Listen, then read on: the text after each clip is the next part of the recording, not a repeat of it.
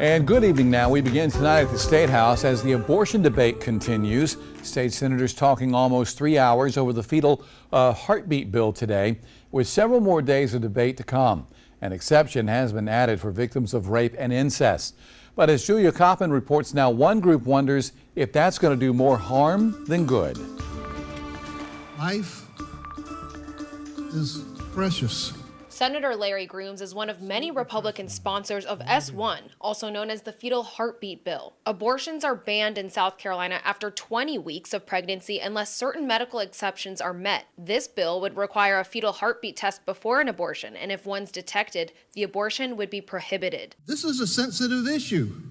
This is a controversial issue, but it shouldn't be, but it is. There should not be choices that allow someone to take a life. Senate Minority Leader Brad Hutto asked Grooms why he didn't introduce a bill that completely bans abortion if that's what he believes in. Grooms said he believes this legislation has the greatest chance to save lives. I believe that the Constitution of the United States guarantees women certain rights, and this bill would take away those rights. Hutto says if the bill passes, it'll lead to lawsuits and hefty legal fees paid for by taxpayers. These are very difficult decisions that have to be made by women, and they should consult their family, their doctors, their spiritual or religious advisors, and make their own decision. An exemption was added to the bill for victims of rape and incest that become pregnant. It says a physician would be required to report the woman's rape or incest allegations to the county sheriff and state health department. Mandatory reporting or outing of survivors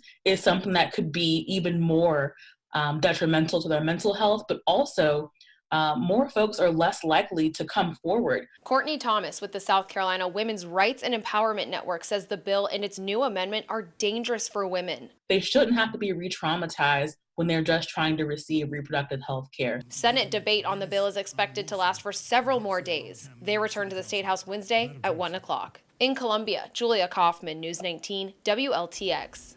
Meanwhile, Governor McMaster, who's been vocal about the passing of the bill, is urging members of the General Assembly to send the bill to his desk for him to sign.